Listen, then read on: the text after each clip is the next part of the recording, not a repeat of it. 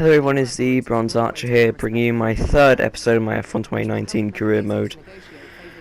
For some weird reason, it won't let me record the intro bit, like what David Croft and Anthony Davidson do. All I can say is I qualified 4th position, so actually that's pretty decent, like, for this car, because it just suits this track, 'cause it's quite a high-speed circuit. As now about to go onto the grids now, and literally we're about to start the race. It's in 3, 2, 1, and so I got 1, 2, 3, 4, then 5 lights, and it's go, go, go. Get a pretty decent first phase, then just kind of bog off a little bit because I wasn't really maintaining the throttle that much. As 4 wide into turn 1 there, between there's like Vettel on the furthest point there, just have to take it rather cautiously. Have to cut the grass, get a little bit back end there out, which is not ideal. So then I'm having to lift off, let Vettel through, then dive back up on the inside again, go wayward, lose a position obviously to Leclerc as well. And Hulkenberg's going to try around my outside. Will he? Won't he? Will he? Won't he? I'm going to go around the outside of him. Bounce over the curb, tap his rear tyre, and around I go.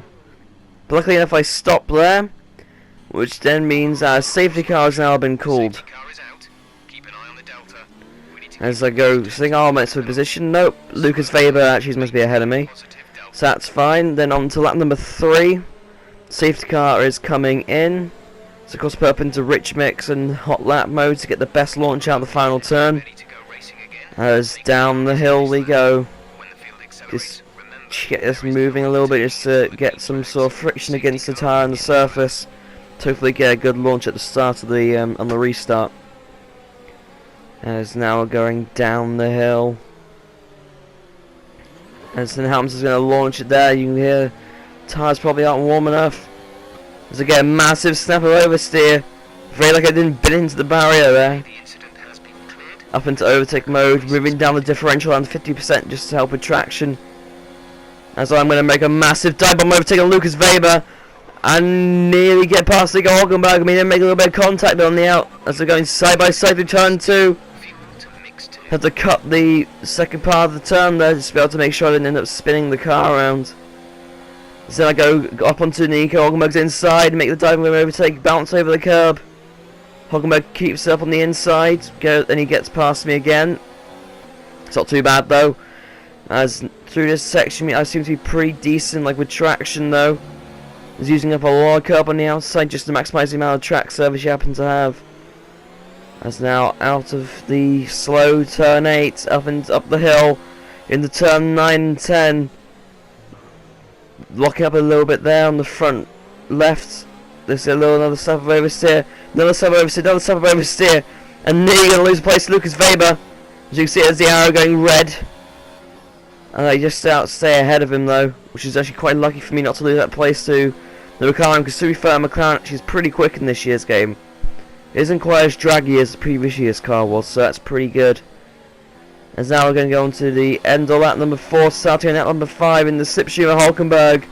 The straight line speed OP of the Mercedes power unit and the Racing Point, not Force India chassis.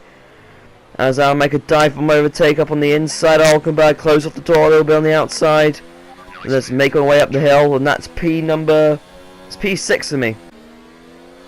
Coming into the pit lane on the end of lap number 13, Perez is not quite actually. Perez actually now going to try and challenge for the overtake. And as I just noticed Weber going to the pit lane, so that's the reason why I choose coming at the end of the lap. A big contact between myself and my teammate. Dive up on the inside, get a little bit wayward, but obviously it forces out Perez as well, so it's not too bad. Up the hill I go, not quite full throttle because of the tyre wear, and up the hill we go. I've obviously got DRS, sometimes I'm able to pull away a little bit. Braking up into the uphill section. There's a little bump on the inside which you have to be really quite careful of. As you can just see there, just maintaining the gap, just trying to stay ahead of him as my tyres are pretty much completely shot at this point. That's the reason why I chose to go into mediums and then mediums again, because I just knew these tyres, when it came to later on in the race, would not be able to, it would appear to be like this all the time and I wouldn't have very much grip. So coming down the hill into turn 10, pretty decent line lock up a little bit on the front left like usual. As you can see that I'm coming in at the end of the lap.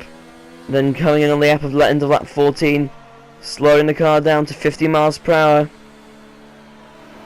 Just trundling down the pit lane, turning down to the mix and no ERS deployment. No need to have it in the pit lane. As I come out ahead, Gasly's been held up a little bit. As I come out actually ahead of Gasly, so that's not very good for the Red Bull, for the Red Bull driver there. Although to be fair though, he's usually in the midfield anyway in real life, so it's not really that much of a change. As I'm going to explain to you why I use the flashback as I go a little bit wayward, hit Kubica as he comes out of the as he's coming down the straight, and then smack into him again. So I use the flashback because that was kind of a bit of a stupid thing to happen because I just wasn't quite, because the obviously tires are cold. Get a little bit of a snap of oversteer again. Get a pretty good exit though and come out just behind Hulkenberg, but Gasly comes out behind Kubica, who's made his return for the first time in F1 in close to a decade, so good for him. He's actually one of my personal favourite drivers. As Mal is on to lap number 27. The spiritual pit stops have been done. The first round of stops anyway have been done.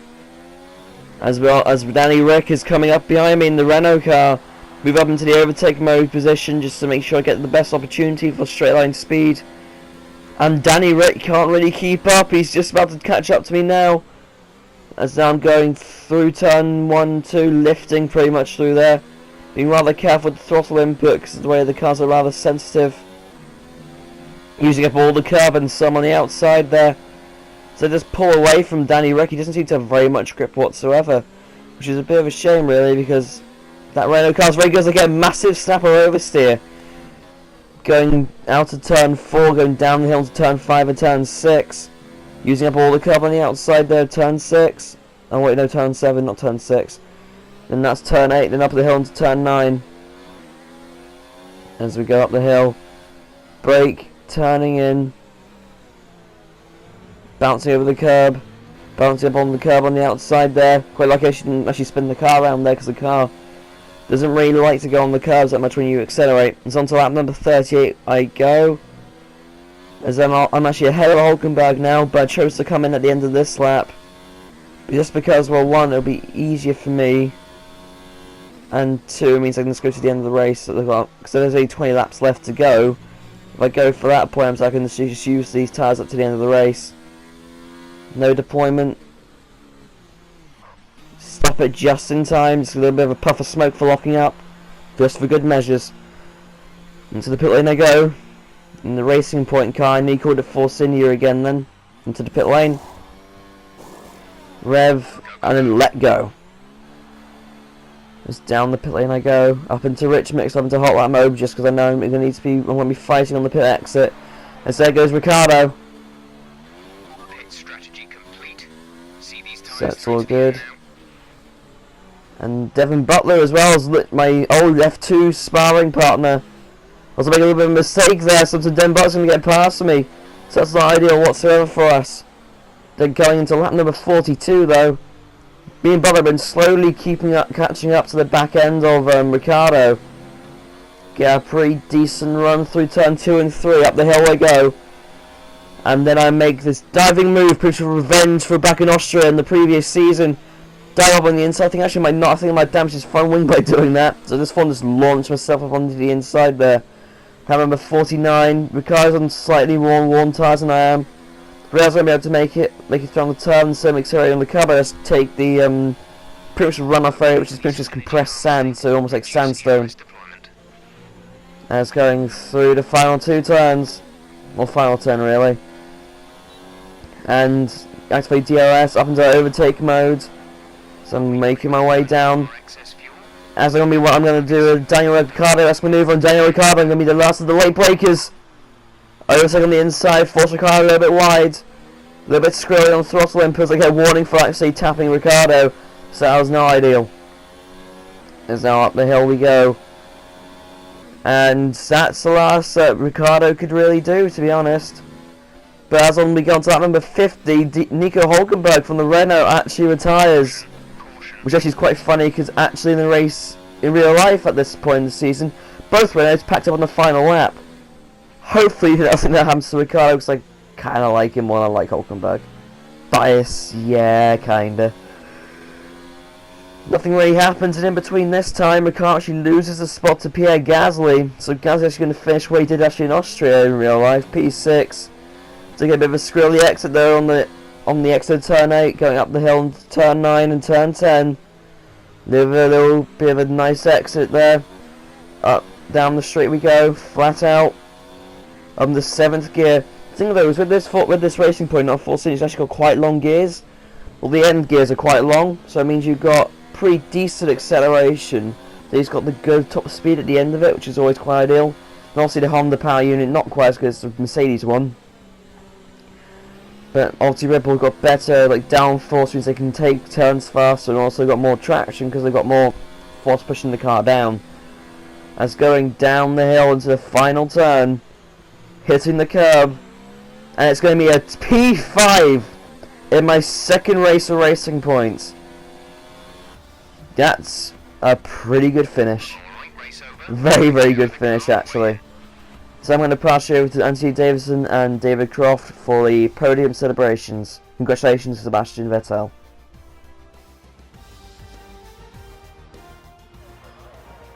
That's a fantastic performance from Ferrari. It hardly looked in doubt. Talk to me, Ant. What was it that set them apart from the competition today? Well, the safety car completely changed the race, didn't it? It's hard to say exactly what would have happened without it, but there's no question that they came out of that situation in a good position. And here we are, a team that is no stranger to the podium, taking their place on top once again. A sublime race today, and a stunning win for Ferrari.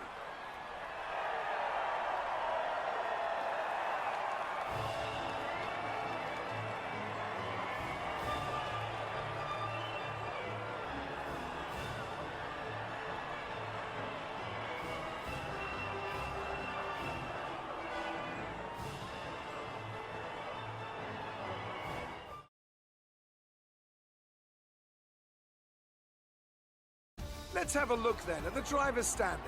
Sebastian Vettel will be very happy with that result as he extends his championship lead. Let's focus on the driver of the day. Anthony Davidson, who do you pick? I think for driver of the day, I'd probably pick Lando Norris. He lived up to every inch of his reputation today, and I think he'll be going home, quite rightly, a bit proud of himself.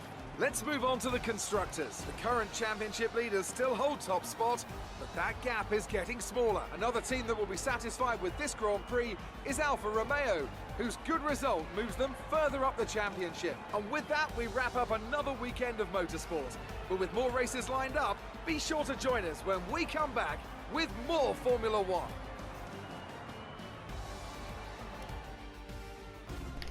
Overall, not exactly a very bad race for both Racing Point there, and also quite a few of the midfield teams, and also Lando Norris finally getting his first set of points. As I was about to do the interviews with Claire, the first question is: ahead of your old F2 teammate in the championship. How competitive are the two of you? I chose to be more of the team player, so obviously that means the Racing Points rep has increased with me. To be fair, that car was pretty nice to drive, not too bad. So another more rep increase. Who was at fault there? It was my fault, to be honest. I did kind of go into him. It wasn't the cleanest race today, was it?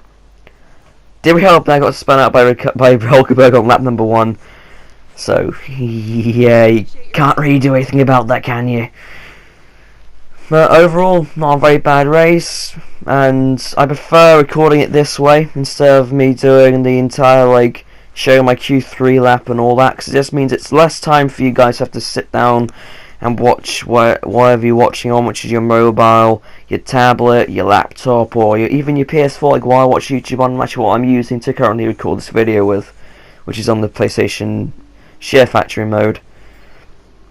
As you can see there, getting as now I'm actually leading my rivalry versus Perez, which is pretty fine and dandy, but I won't put a second rival on until after my first contracts are done, because I think this gives me more of a choice with rivals. There's 304 points added up to there to give me, as I failed my objective, and that obviously decreased my rep more than it should have. And obviously it could have been better. I could have finished where I started, but we just don't really have what it takes to be up at the front at the moment. As you can see there, I'm looking at my current rival. I can only pick Ricardo, so I'll leave it as it is. To be fair, I don't feel like I'll be able to consistently be ahead of Ricardo all the time, so I don't really want to lose against it. As I'm just speaking over him, because I don't really care what she has to say. My most worn part at the moment is the ICE, so I'm going to do an upgrade on the internal combustion engine. And that's all that she wrote, pretty much. It was a very, very good race for the team. I enjoyed driving that track, because I normally absolutely hate racing at Bahrain, but actually it was a good race for me. If you guys have enjoyed the video, please leave a like, and all that good stuff. Thank you, goodbye, the Bronze Archer, signing out. Sayonara.